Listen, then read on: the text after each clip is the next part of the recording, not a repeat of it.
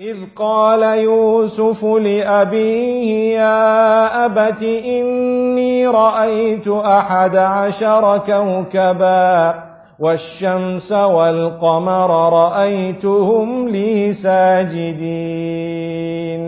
He says, oh my father, I have seen 11 stars, the sun and the moon, prostrate to me in my dream. The father interpreted dreams. He was a Nabi of Allah, and immediately he knew that there is something going to happen. This child, Allah is going to elevate him.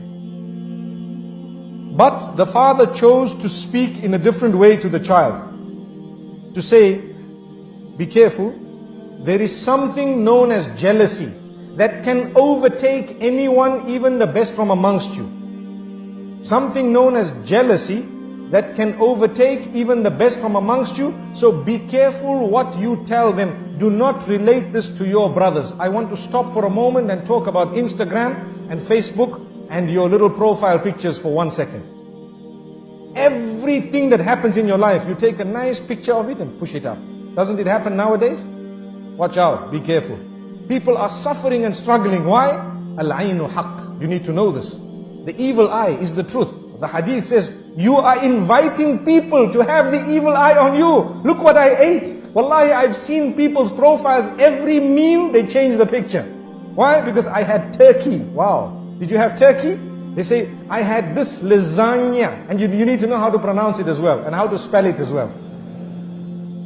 And I had this and that, and this is the juice I had, and the drink I had, and this is where I went, and this is the hotel I stayed in, and this is how beautiful this was, this is the dress I bought, and this, every single thing. And every while, you dress your child and the picture is up, and you dress another child and the picture is up. Wallahi, there is a lesson. Go back to Surah Yusuf. There are 2 times that we learn a lesson in this surah, in this regard.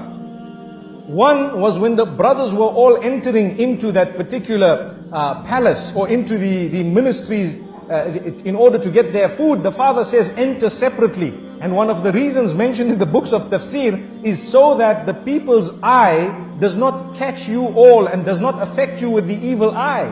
That was one of the lessons that we learned. And here as well, the father says, لا تقصص رؤياك على إخوتك. Do not relate this dream to your brothers. Do not relate it to your brothers. Why? Because they may plot against you. Out of what? It is clear, out of jealousy. And the hadith says, إِنَّ الْحَسَدَ يَأْكُلُ الْحَسَنَاتِ كَمَا تَأْكُلُ النَّارُ الْحَطَبِ. Indeed, jealousy would eat away at your good deeds in the same way that fire would eat a dry log. And we know this. So my brothers and sisters, think for a moment before you upload your pictures and before you actually put your food and everything else. You know, we are not saying that you should divorce yourself completely from technology, but what we are saying, make good use of it. Make the best use of it, but do not use it to destroy your own self.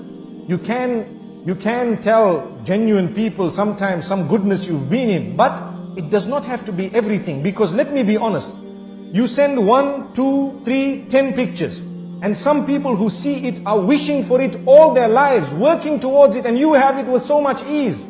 Do you think they will be able to digest it? There will come a stage in their lives when they start feeling something towards you. Look at this person, they have heaven on earth, and they don't know the problems you have in this dunya. Why don't we put up well, I'm not encouraging it, but I'm saying, imagine if we were to put up profiles about the bad things that happened in our lives all the time. We would be living in gloom and doom. But man is such by nature. He wants a good picture of himself out. He wants a good picture, everyone. We want a good image. So there's no harm in portraying that good image, but it does not need to be the finer details of your life. Leave that between you and your loved ones and those who shared it. And sometimes if you really want, perhaps once in a while, you may want to share it with a selected few. May Allah subhanahu wa ta'ala grant us a powerful and a beautiful lesson.